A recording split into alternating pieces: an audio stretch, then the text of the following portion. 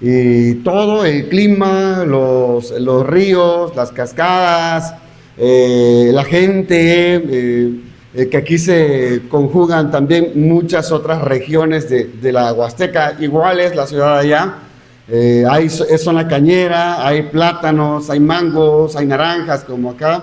Entonces la verdad que siempre que vengo me identifico mucho con esta ciudad y obviamente con esta iglesia también.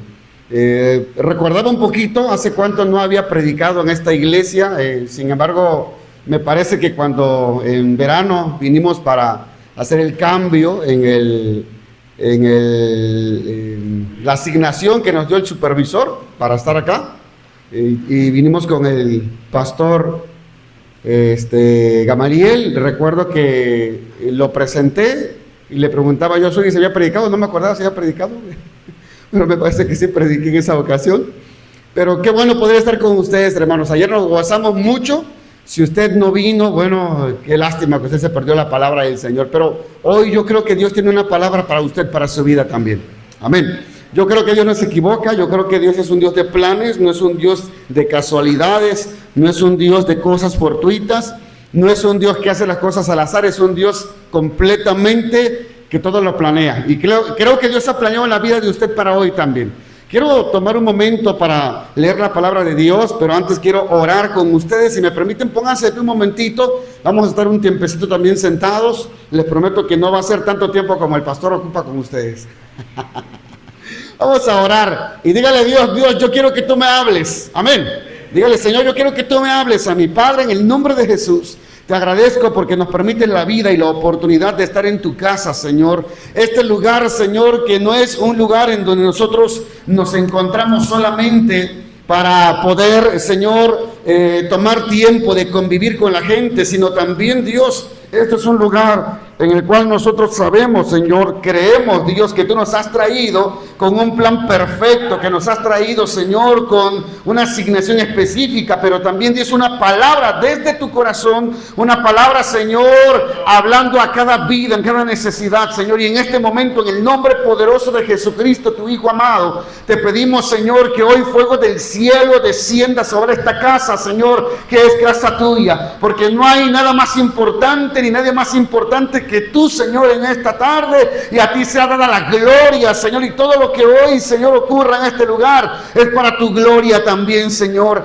Abre puertas al corazón que está necesitado, Señor. Te pedimos en este momento que si alguien está enfermo, si alguien está con una aflicción, Señor, hoy milagros del Espíritu Santo comiencen a ocurrir también en este lugar. Gracias te damos en este momento, Cristo Jesús. Amén, amén. Amén, gloria al Señor. Puede tomar su lugar y abra su Biblia, por favor, en Hechos capítulo 3, versículos 1 al 10. Quiero comenzar diciendo lo siguiente. Usted sabe que nosotros somos la iglesia de Dios en México, y en este caso en México lleva también el título Evangelio Completo. Va más allá de un solo título, somos una iglesia pentecostal. Y ser pentecostal no significa necesariamente ser escandaloso. ¿Ok? Ser pentecostal no es gritar. Ser pentecostal no es danzar. Ser pentecostal es que creemos nosotros en primer lugar en el bautismo, en el Espíritu Santo, con la evidencia de hablar en nuevas lenguas. Creemos en los dones espirituales, creemos que la sanidad divina es vigente para hoy, que los milagros ocurren todavía. Creemos que el Espíritu Santo se derrama en nuestras comunidades. Hay un mensaje, sin embargo, hermanos, que Dios me ha instado en muchos lugares a los que he ido a predicar, y es el mensaje precisamente del fuego pentecostal. Es el mensaje que no debemos olvidar, no solamente porque somos una denominación pentecostal, sino no deberíamos olvidarnos de este mensaje y de este llamado de Dios, porque en estos últimos tiempos el conocimiento bíblico, ni las estrategias, ni la formación de los pastores es tan importante como el poder del Espíritu Santo en las iglesias. Escucha lo que estoy diciendo. Para ganar el mundo en el cual estamos en este momento, donde la gente tiene mucho conocimiento, no podemos confrontarlo solamente con una apologética, una defensa bíblica desde el conocimiento. Dice la palabra del Señor que muchos van a creer por las señales y milagros que van a acompañar a los creyentes.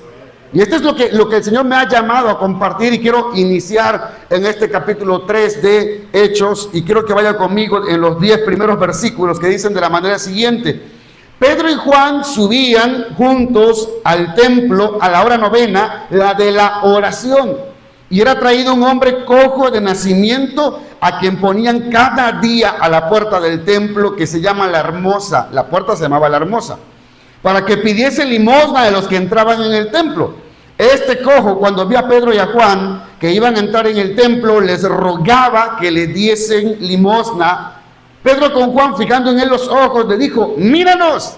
Entonces él les estuvo atento, esperando recibir de ellos algo.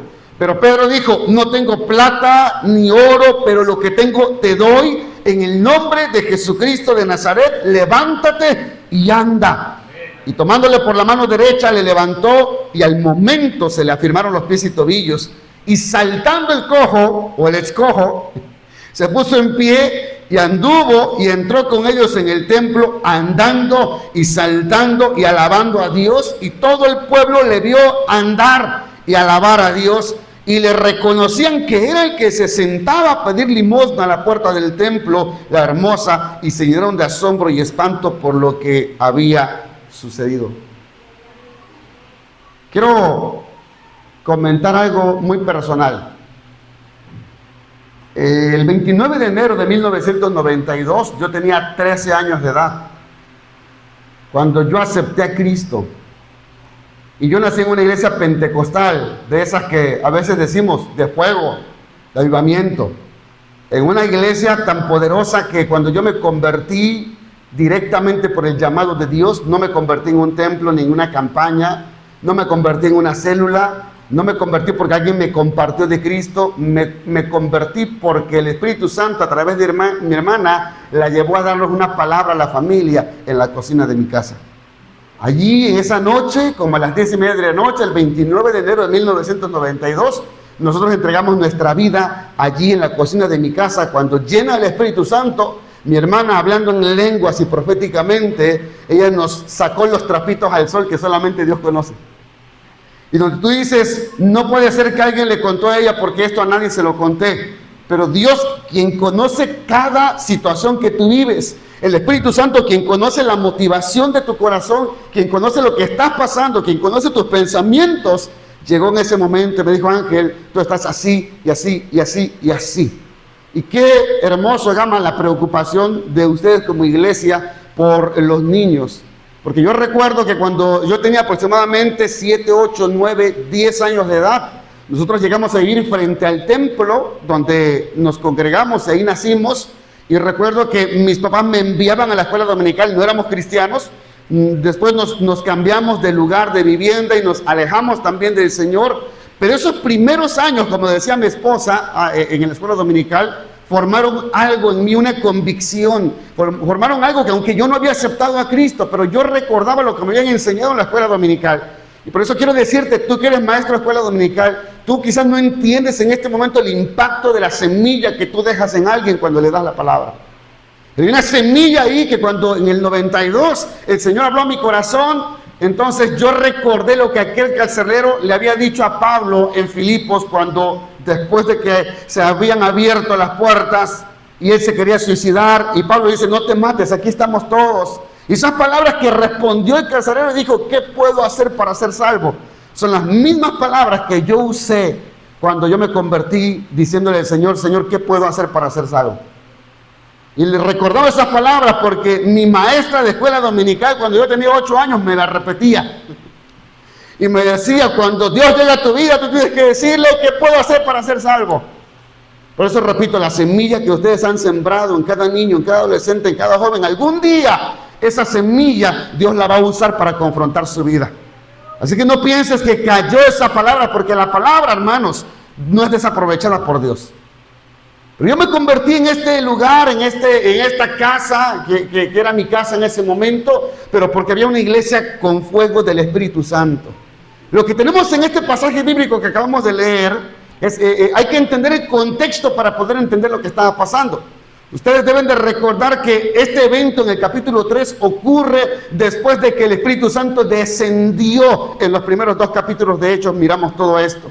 Y después de que el Espíritu Santo se derramó sobre aquellos 120 en Pentecostés, todo comenzó a cambiar.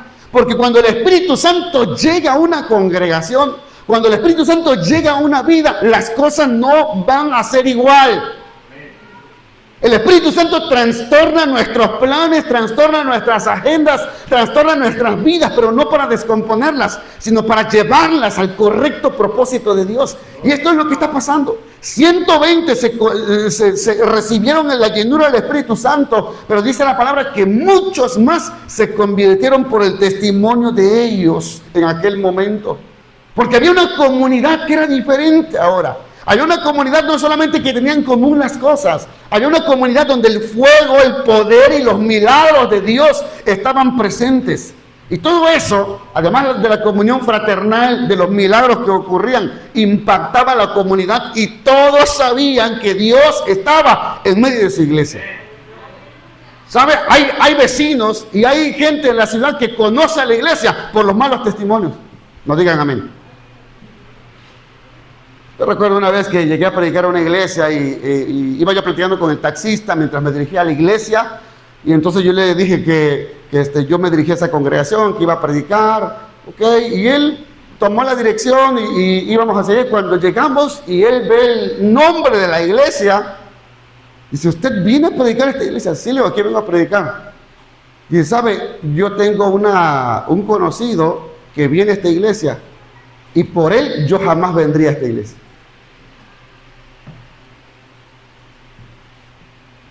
A veces el mal testimonio es una mala publicidad, no de la iglesia, sino de lo que Dios hace. Pero cuando el Espíritu Santo está, no hay mala publicidad. Cuando el Espíritu Santo está, hay una buena publicidad. La gente sabe que ahí está Dios. La gente sabe que ahí cambian vidas. La gente sabe que ahí los endemoniados son liberados. La gente sabe que ahí hay milagros, que cuando van a buscar al brujo, pero van a la iglesia, en la iglesia el poder de Dios les resuelve lo que el brujo y el hechicero no puede hacer. Que lo que el médico dice ya no se puede más, pero Dios dice en la palabra de Dios que se predica en esa iglesia que Dios tiene las cosas en sus manos y que no hay imposibles para Él. Y este es el momento entonces cuando la gente sabía que algo estaba ocurriendo diferente, y el evento en el capítulo 3 es de 2 hombres, Pedro y Juan, que subieron al templo a la oración como a las 3 de la tarde. Y a mí me llama la atención, hermanos, la vida de estos hombres, porque recuerden que eran judíos y una hora de los judíos para orar era a las 3 de la tarde. Y hay que recordar que previo, usted puede registrar el capítulo 2, y previo a esto, dice la palabra que cuando se le cuestiona a los judíos, a los cristianos, de qué estaba ocurriendo al hablar en lenguas, Pedro se levanta y él empieza a explicar lo que estaba pasando y llama a la gente al arrepentimiento. Y dice la palabra que 3,000 personas se convirtieron. ¡Wow! ¡Qué tremendo evangelista! No sé, Gama, Suri, si les gustaría que 3,000 se convirtieran en una sola predicación. Y le digo a la gente, yo cuando se convierte uno me siento como que soy Gigi Ávila. Imagínense que se conviertan 3,000. Me siento Cash Luna si se convierten 2. 3,000 personas, pero ni Pedro ni Juan, Pedro quien predicó, no se sentía inflado. No decía: wow, yo tengo un tremendo ministerio, esta tierra no me merece, yo tengo que ir a predicar a otras naciones. Pedro no decía eso. Pedro no decía: comuníquenle a todos que vamos a ir a la puerta a hacer milagros. No, estos hombres estaban viviendo su vida cotidiana, su vida ordinaria. Estaban buscando a Dios como todos los demás judíos lo hacían también. Y no iban presuntuosos, arrogantes. Estos versículos nos reflejan que estaban haciendo con humildad su vida, porque una característica de un hombre lleno de Dios no es la arrogancia. Una característica de una mujer llena de Dios no es la presunción. Una característica de personas llenas del Espíritu Santo es que viven su vida ordinaria, pero sabiendo que algo extraordinario de Dios está en ellos. Amén. Y es que nadie estaba esperando un milagro ese día. Ni Juan, ni Pedro, ni el cojo, ni la ciudad estaba esperando un milagro, pero a la hora que ellos no pensaban, serían sorprendidos por el poder de Dios. Y usted tiene que entender esto. Saben, muchas veces nosotros llegamos a los templos cada domingo, cada día que hay alguna actividad o algún programa, y muchas veces llegamos de una manera tan habitual como si fuéramos a cualquier lugar.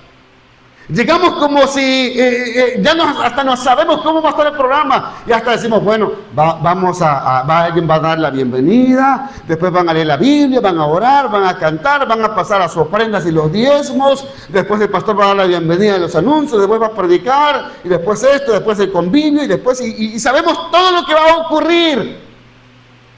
Y entonces llegamos a la iglesia de una manera tan habitual y dejamos de estar expectantes de lo que Dios puede hacer. Una cosa que la iglesia actual ha perdido es la expectativa de lo que Dios va a hacer cuando vamos a encontrarnos con Él. Y usted tiene que entender que cuando usted va a buscar a Dios, no me refiero solamente al templo, cuando usted ora, cuando usted clama, usted tiene que estar expectante. Dios puede hacer algo en esta tarde. Pero la ciudad completa, este cojo, ya no estaba expectante de lo que podía hacer Dios. Hay gente que ya no tiene otra motivación para asistir al templo, sino solamente la costumbre, la socialización. Es más, hay gente que se siente culpable porque no va al templo y que tenía que ir a servir. El servicio no es la motivación tampoco para venir a este templo. Me encanta el título o el nombre del templo, me encanta. No sé quién se lo puso, ni cuándo se lo pusieron. Casa del Rey. Y me encanta, ¿sabe por qué? Porque no hay persona más importante en esta iglesia que Dios. No hay cosa más importante que tengamos que hacer en este lugar que adorar al Rey que vive, a Jesucristo que nos salvó. No es el programa, no es quien llega a predicar, no es el evento. Los pastores aquí saben, porque nos conocen, por cierto, que soy su pastor, ¿verdad? Ellos son miembros de la congregación, pero si quieren los doy de baja, y ellos saben que a mí no me gusta mucho celebrar el Día de la Familia Pastoral, no me gusta. No me gusta celebrar que hace algunos eventos como Día de las Madres, lo hacemos, honramos a las mamás, pero no son el centro. No son el centro.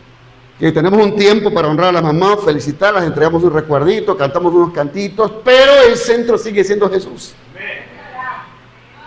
Ok, no hay nadie más importante en este lugar, en casa del Rey, que el Rey al cual nosotros venimos a adorar. Quizás la motivación que te trajo el día de hoy es porque alguien te invitó, quizás porque llegaste a la fuerza, quizás porque estás aquí, alguien te dijo, ¿sabes qué? Va a llegar un predicador invitado. No sé cuál ha sido la motivación y cuál ha sido la razón, pero encima de esas razones, en este momento, en el momento que quizás menos tú esperas, Dios puede hacer que suceda algo en tu vida. Porque en su infinita misericordia tienes que saber que cuando tú menos esperas algo, Dios va a llegar.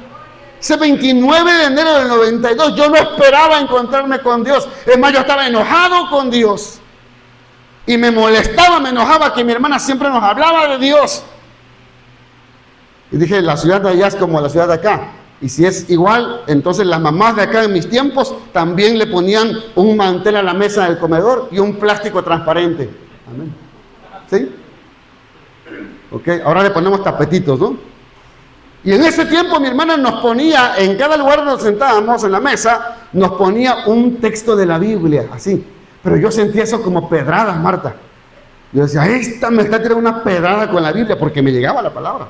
Yo sacaba los textos y los rompía y los tiraba a la basura. Había una iglesia católica cerca de ahí, de la casa, y sonaban las campanas a la hora de la misa. Yo decía, ya, lárgate de aquí, te están hablando para que vayas allá a rezarles a los santos. Sí, decía, yo era muy grosero con mi hermana. Yo decía, ¿sabes qué? Ya me tienes harto de esto que estás diciendo, ya no quiero saber nada de eso. Y a la hora que menos pensaba yo, el Espíritu Santo llegó ahí. Porque, ¿sabes? Ni tú ni yo buscamos a Dios porque un día amanecimos de buenas y decimos, hoy quiero ser cristiano, hoy me quiero encontrar con Dios. Saulo, en el camino a Damasco, él no pensaba en encontrarse con Jesús. Él estaba persiguiendo a Jesús. Y yo no sé cómo tú has llegado esta tarde a este lugar. Quizás no estás pensando en cambiar tu vida, pero cuidado, déjame decirte que Jesús ya te salió al encuentro. Y déjame decirte que Jesús ya quiere hacer algo en tu vida y contigo en esta tarde. Y estos hombres, repito, no estaban esperando quizás tampoco un milagro, pero además de esto, ellos no entendían que era el tiempo de Dios, y es el tiempo de Dios para ti también. Y lo interesante de este relato es que estos discípulos, Pedro y Juan, no eran ricos, No tenían muchas posesiones, no tenían dinero, pero tenían mucho del poder de Dios. Estos hombres no tenían cosas extraordinarias, pero tenían un Dios extraordinario. Pedro le dijo, ¿sabes qué? No tengo dinero, no tengo oro, no tengo plata, pero tengo algo más importante, más grande que el dinero y las posesiones. Tengo un Cristo que está vivo todavía. Tengo un Dios que está sentado en el trono todavía. Tengo un Dios que gobierna el mundo todavía. Tengo un Dios que no se le ha acabado el poder todavía. Pero la narración nos habla además de un paralítico que dice la Escritura que estaba sentado a la puerta del templo. Un hombre que curiosamente iba a la casa de Dios, pero que no entendía que era la casa de Dios. Era un hombre que era llevado y puesto a la puerta del templo para pedir solamente limosnas y que tuvieran compasión de él para sobrevivir. Y era increíble que este hombre estaba solamente a pasos en la puerta de lo que un día fue un templo tan glorioso que dice la palabra que el templo se llenó de humo completamente y los sacerdotes no podían entrar por el peso de la gloria de Dios que estaba ahí. ¿Saben? Muchas veces eso pasa. Yo no sé cómo nació esta iglesia ni cuántos años tiene de fundada la iglesia, pero estoy seguro que más de una ocasión vivieron un avivamiento en esta congregación. Y a veces vivimos y olvidamos nosotros que algo fuerte pasó en esta iglesia. Algo fuerte de parte de Dios pasó. Y pensamos que ese Dios es el Dios del pasado, pero la Biblia dice que Él es el mismo de ayer, de hoy y por los siglos.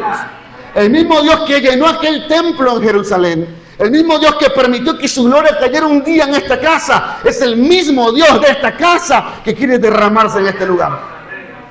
Él no ha cambiado.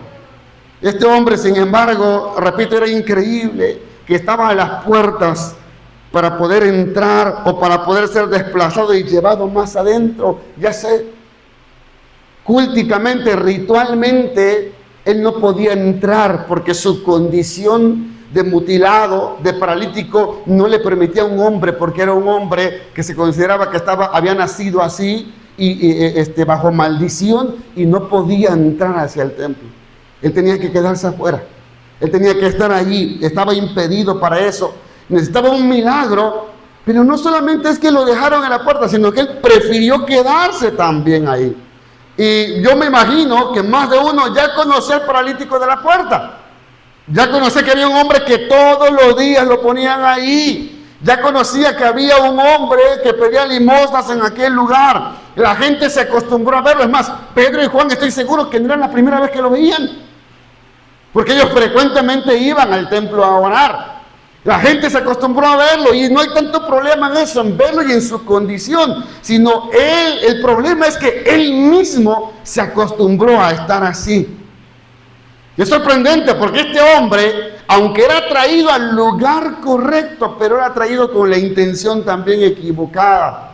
Él iba a la casa de Dios, pero la actitud de esta persona era incorrecta, porque había olvidado que en esa casa era la casa del rey. Había olvidado que esa casa era la casa del Dios vivo. Y él llegaba, y sabe, muchas veces nosotros llegamos a la casa de Dios y olvidamos quién es el que adoramos acá. Olvidamos quién es el que vive, a quién cantamos, a quién oramos, a quién somos fieles con nuestras ofrendas y diezmos. Ese no era un lugar pequeño. Para muchos quizás podrían pensar que era lugar de ídolos, pero no. Allí no dormía un pequeño ídolo. No era un lugar para rituales. Este templo no es un lugar para rituales. Este templo es para encontrarnos con Dios en su casa. Un lugar en donde un día, repito, se derramó la gloria de Dios tan poderosa. Donde tenemos que entender que la gloria de Dios sigue, hermanos, dispuesta para derramarse sobre tu vida, y donde ese lugar tendría que ir también todo aquel que necesita algo de Dios en él. Pero la actitud incorrecta de esta persona no era solamente que se quedó allí en la puerta, sino la actitud correcta tenía que ver también que él pensaba que lo único que ahora importaba eran las limosnas. Creo que usted esté comprendiendo esto, porque así están muchos hoy en las iglesias. Nos decimos iglesia pentecostal. Sabe que no hay nada de fuego en la iglesia. No hay nada de fuego en nuestra vida. Nos decimos una iglesia pentecostal, pero cuando miramos que el sordo escucha, que un paralítico se levanta, que un tumor es sanado, decimos, se me hace que ni es de Dios eso. Cuando miramos que alguien es liberado, decimos, eso es brujería, eso no lo deben hacer. Yo conozco cristianos pentecostales, hablo de mi congregación, que cuando hay una manifestación espiritual en una persona que estamos ministrando liberación, se salen de la iglesia. Corren despavoridos. Porque dicen, eso no debe ocurrir. No, eso es lo que debe ocurrir. Porque Jesús dijo que a los que creen en su nombre hablarían en nuevas lenguas. En su nombre echarían fuera demonios. En su nombre pondrían las manos sobre los enfermos y estos sanarían. Es el distintivo, hermanos, de nuestra iglesia es precisamente esto. Que seguimos creyendo en el mismo Dios que bautiza y que tiene esta autoridad y este poder. Lamentablemente, repito, muchos hoy en día están en la puerta del templo, están en el lugar que deben estar, pero están en la actitud incorrecta en la que no deberían estar. Obviamente no se trata solo de este templo, porque Dios está en todo lugar, pero cuando buscan a Dios se olvidan de quién es Dios realmente. Un día Dios me habló estando en la iglesia y voy a pasar a predicar. Yo casi no ocupo y respeto mucho eso, pero lo quiero manifestar. Generalmente yo cuando voy a predicar, yo no paso al altar a orar antes de predicar. Sí, es un punto de vista muy personal, lo digo aquí abiertamente, está en la transmisión y están los pastores también. A veces es un poquito de arrogancia, de presunción pasar a orar al altar y después pasar a predicar, cuando todo eso se tiene que hacer mucho tiempo antes. Porque la búsqueda de Dios no es antes de que pases al altar. Yo entiendo el lugar consagrado, el lugar especial que es el altar en las congregaciones. Pero en esa ocasión el Señor me impulsó para ir al altar a orar antes de predicar. Estábamos adorando a Dios, estábamos cantando. Y el Señor me dijo allí estando de rodillas, si la iglesia supiera a quién están cantando, cantarían diferente. Si ellos supieran a quién están alabando, alabarían diferente. Ese día pasé, prediqué y les di esta palabra a la iglesia. Porque no puede ser que una iglesia que adora al Dios Todopoderoso no crea en milagros. Que no ocurran milagros. ¿Sabe? Esta palabra no se trata de mí. Yo no vengo aquí a hacer nada, simplemente traigo una palabra que Dios ha puesto en mi corazón, no solo a ustedes, a muchas otras congregaciones. Y entender que Dios está vivo todavía. Entender que Dios tiene el poder todavía. Y dije, este hombre estaba allí olvidándose quién era el Dios del templo. No solamente él se quedó en la puerta impedido porque no podía avanzar más, pero muchos estamos como él, estamos en la puerta solamente porque la casa de Dios, el templo, no significa el edificio solamente, significa la presencia de Dios. Muchas veces estamos allí y decimos, bueno, yo creo que ser cristiano hasta acá está bien. Ya más allá como que ya no. Es más, hay gente que yo he escuchado que ha dicho, no te metas tanto a la iglesia, no sirvas tanto porque te van a lastimar, porque te van a herir, porque te van a exprimir. Y se quedan a la puerta solamente. Y sabe, somos nosotros los que nos lastimamos y queremos lastimarnos. Nadie nos puede lastimar. Hay algo que la gente no puede hacer por ti. Te puede querer destruir, pero tú eres quien aceptas la ofensa o no. Hay gente que dice, no te metas mucho, no busques mucho a Dios. Hay gente que se conforma y dice, bueno, aquí está bien, voy al culto, cargo mi Biblia, diezmo, ofrendo y hasta ahí nada más. Estamos en la puerta, pero no solamente olvidamos quién es el Dios que nos salvó. ¿Quién es el Dios que nos demanda servirle a Él? Y el servicio no es únicamente aquí en el interior. Gracias a Dios por ese ministerio de benevolencia. Porque sabe, estar aquí es capacitarnos para lo que Dios quiere hacer afuera. Hay mucho que hacer allá afuera también, pero necesitamos estar aquí antes de salir allá. Y repito, muchos están solamente en la puerta, pero también están con algo que tenía este hombre. Este hombre, hermanos, no estaba allí para buscar sanidad. ¿Qué estaba buscando? Dice la Biblia, ¿qué estaba pidiendo? Limosnas. Él pensaba que las limosnas eran su solución. Y él no se daba cuenta que estaba a pasos en no solamente en caminar, sino en la actitud de encontrarse con el Dios que podía transformar su vida. Pero este hombre ya no estaba invocando por sanidad. Yo pienso que este hombre, cuando recién lo pusieron en la puerta, dicen los comentaristas que este hombre no era alguien que sufrió un accidente y por eso no podía caminar, sino que él nació así. Él no sabía lo que era caminar. Y este hombre, cuando lo pusieron ahí por primera vez, quizás a pedir limosna, este hombre quizás él decía, bueno, me han contado que aquí había un Dios. Quizás alguien de los que viene a adorar puede presentar una ofrenda para que ese Dios me sane a mí. Ese hombre quizás al principio decía, ¿saben qué? Yo quiero sanar. Alguien podría orar por mí. Alguien podría pedirle a Dios que me sane. Pero ese Dios se conformó, ese hombre se conformó con su condición. Y ahora ya no estaba él esperando una sanidad, sino solamente algo para medio vivir. Ya no gritaba desesperado como aquel ciego que dijo, Jesús, ten misericordia de mí. Este hombre se quedó ahí, no solamente olvidando quién era Dios, sino también pensando que Dios solamente tenía migajas para él. Y tengo que decirte algo, Dios no tiene migajas para sus hijos. No venimos aquí para decirle, Señor, dame migajas. Que le amamos a Dios porque queremos la mano completa de Dios en nuestra vida. Y yo entiendo que muchas veces cuando nos pasa algo, cuando vivimos algo muy complicado, alguna enfermedad, algún problema, cuando te vienen rachas de diferentes situaciones y necesidades que te van abrumando y tú corres de un lugar a otro desesperado y estás clamando a Dios para que eso se acabe, pero al paso del tiempo, cuando el dolor, la necesidad, aunque persistan, pero te acostumbras a eso.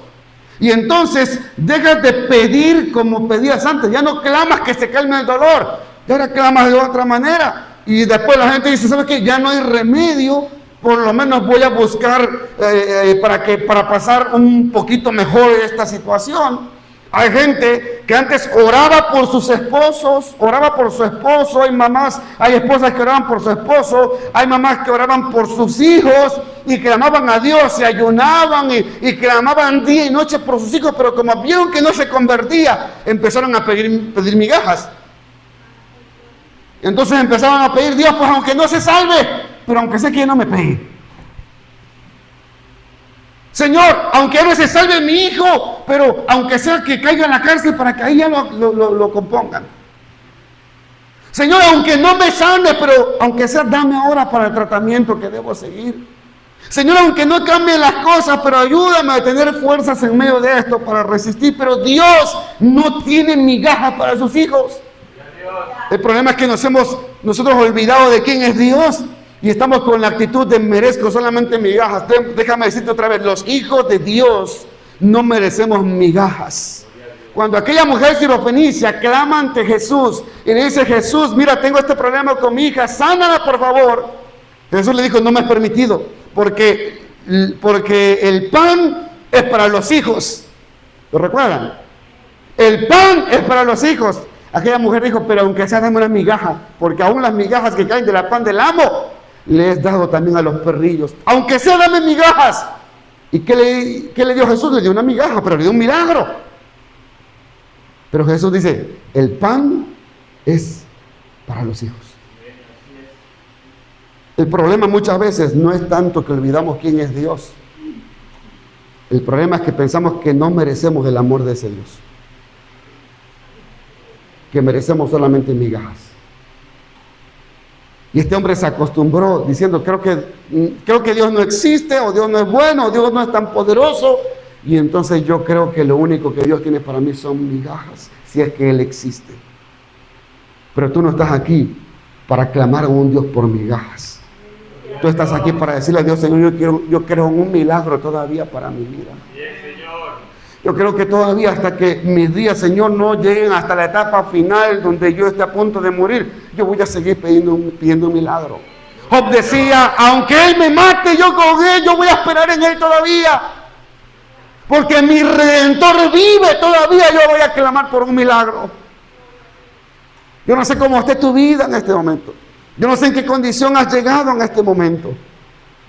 ¿Saben? Muchas veces estamos allí a la puerta y los que están en la puerta son aquellos que no están comprometidos, no con la iglesia, con Dios. Que les da miedo meterse más.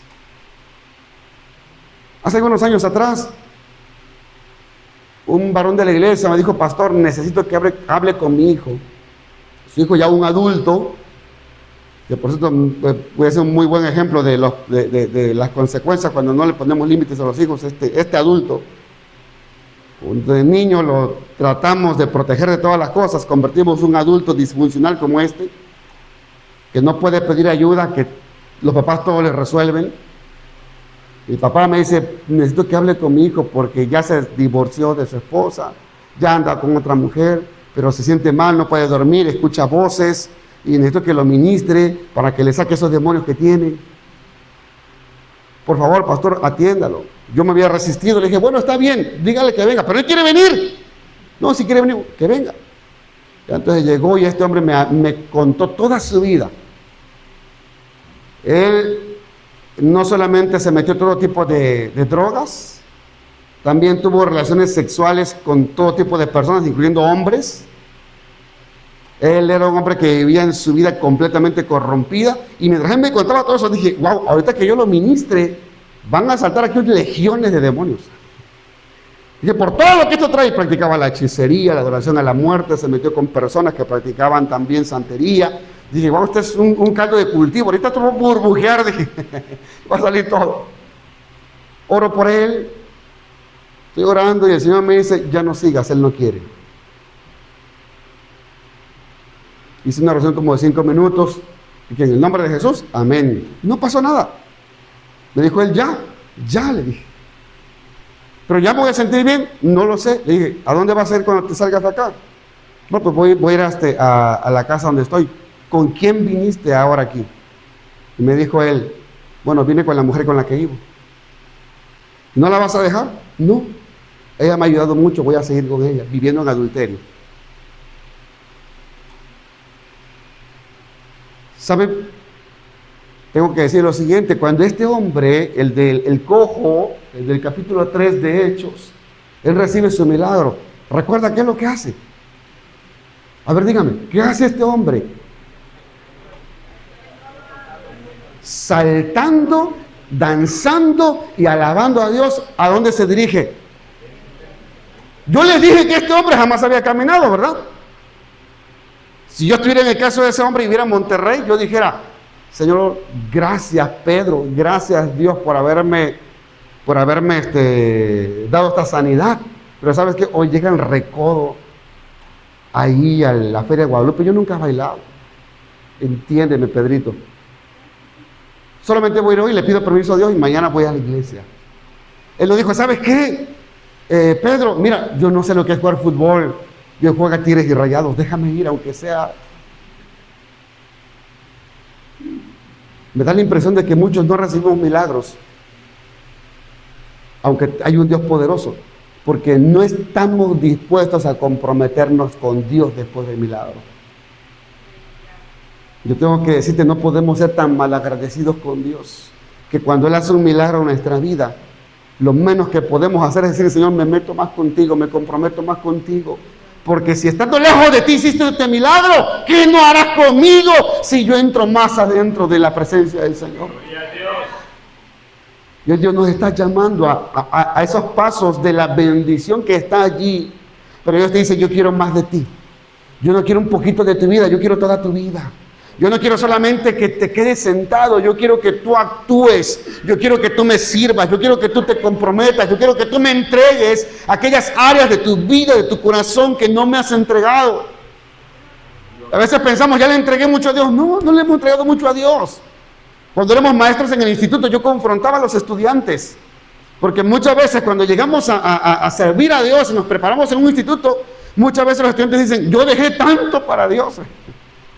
Yo era licenciado, yo era ingeniero, yo trabajaba en una mega empresa, yo ganaba tanto dinero dicen los muchachos: dejé tanto para Dios. Y siempre digo: no seas mentiroso, no dejaste tanto. Cristo dejó más por ti. Él dejó todo por ti. Cuando Dios hace un milagro en nuestra vida, lo menos que tenemos que hacer es entrar más. Yo no sirvo a Dios, hermanos, porque alguien me instruyó a hacerlo.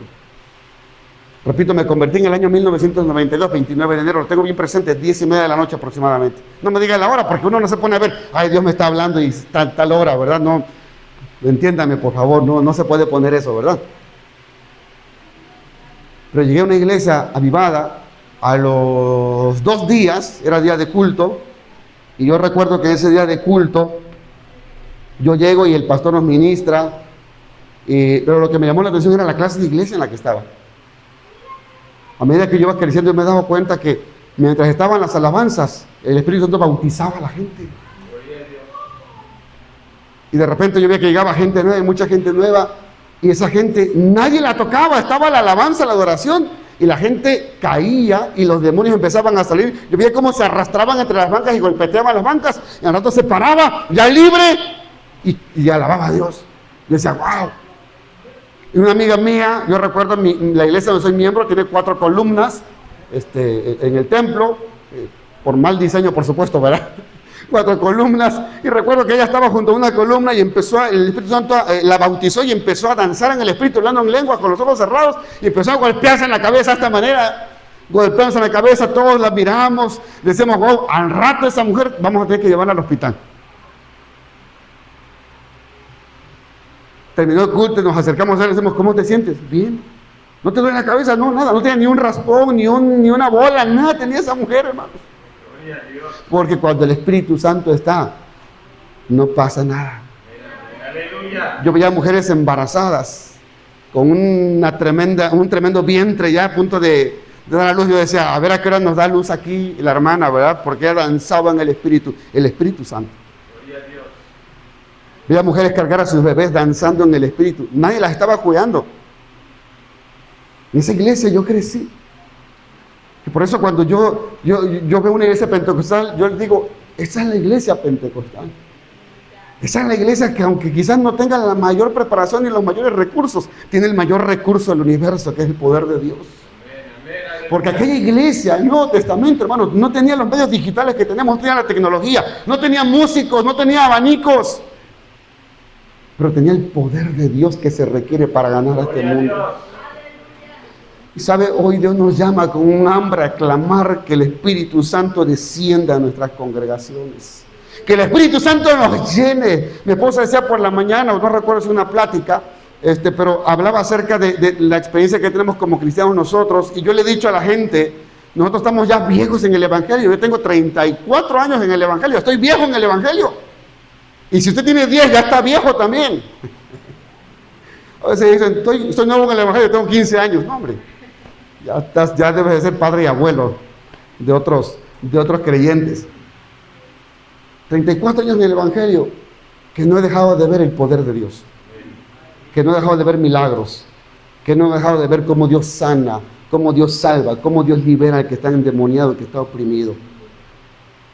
34 años de saber que la iglesia que va a ganar este mundo es una iglesia que esté llena del poder de Dios. Gloria a Dios. Alguien publicaba hace unos días en Facebook contradiciendo a un predicador que dijo, esta es la generación que tiene más apertura al Evangelio. Y le decían, no es cierto. Yo también decía, no es cierto. Esta es la generación que tiene más hambre espiritual, pero no significa que tiene hambre de Dios. Tiene tanta hambre espiritual que ustedes pueden ver cómo han crecido las cuestiones esotéricas, místicas y espiritistas. No porque tengan hambre de Dios, tienen hambre de lo espiritual. Pero mientras el mundo está ebulliendo en lo espiritual, la iglesia está apagada en lo espiritual. Mientras el brujo dice, yo sí te puedo sanar. ¿Quieres tener esa mujer? ¿Tienes que tener ese dinero? Aquí lo puedes tener, yo te lo puedo hacer. ¿No pueden sanar esa enfermedad? Aquí te puedo sanar esa enfermedad. Mientras esa calla, teniendo un Dios que sí hace esos milagros. Quiero invitarte a que te pongas de pie en esta tarde. Y yo no sé cuántos quieren buscar de ese poder de Dios. Yo no sé cuántos tienen hambre de ese Dios y que no se quieren quedar en la puerta. Quizás tú estás en este lugar diciendo, pastor, es que hay cosas de mi vida que yo no puedo cambiar. Qué bueno que tú lo reconozcas que no puedes cambiar. Pero hay un Dios que tiene la capacidad, el poder y la autoridad de transformar tu vida por completo. Porque muchos de los que están aquí han escuchado solamente de Dios, pero no lo conocen. Has crecido conociendo sobre Dios, pero no conoces al Dios que debe ser tuyo.